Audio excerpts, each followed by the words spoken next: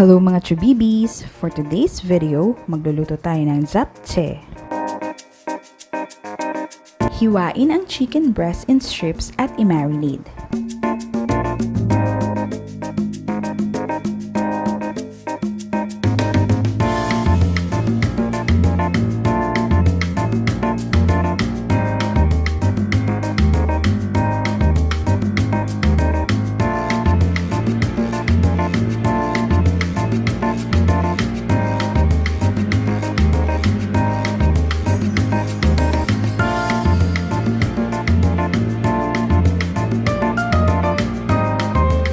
Julienne ang onions, carrots, mushroom, and bell pepper.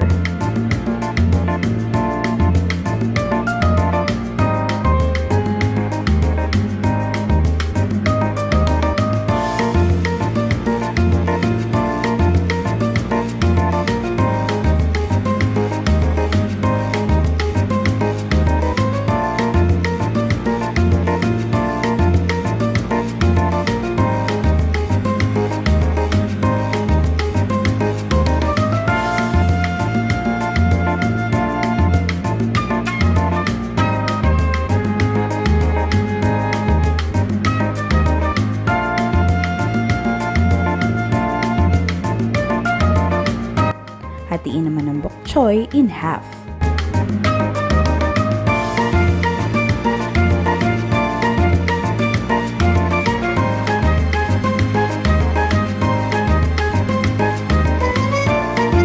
Magkakahiwalay ng isute ang onions, carrots, mushroom, and bell pepper.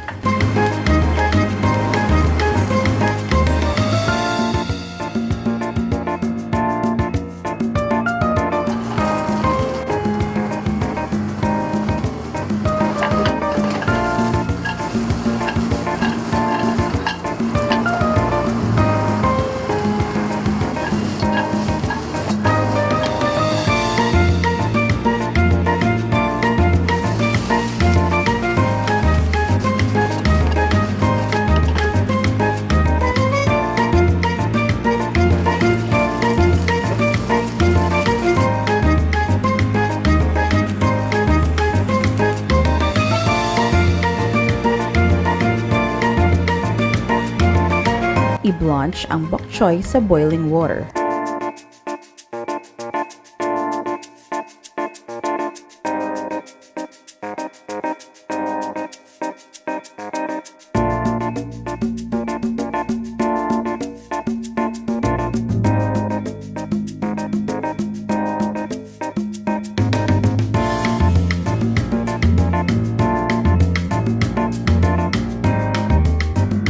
I-fry ang egg at iset aside.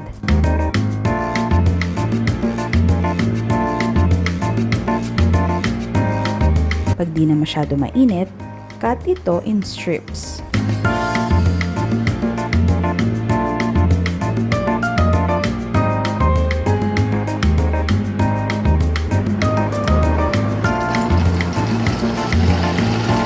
Lutuin ang chicken breast for 5 minutes. Make sure na isama ang marinade sa pagluto.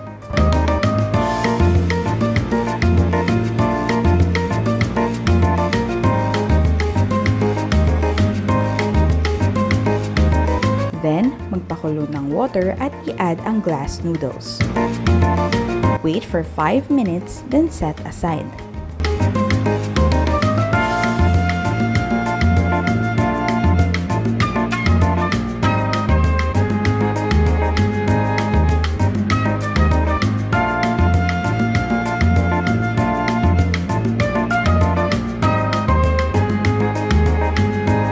Gamit ang same pan na pinaglutuan ng chicken, dito din iluto ang sauce ng japchae for 1 to 2 minutes. I-pour ang half ng sauce sa noodles, then isave ang other half to adjust ang lasa based sa preference mo.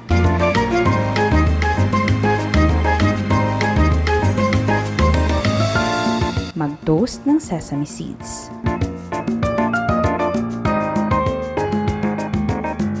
Idagdag na ang noodles sa mga sahog at i-mix. Charan! Ready na ang japchae! Budbud din ang tinost na sesame seeds. Enjoy! Until our next Telechubbies cooking vlog!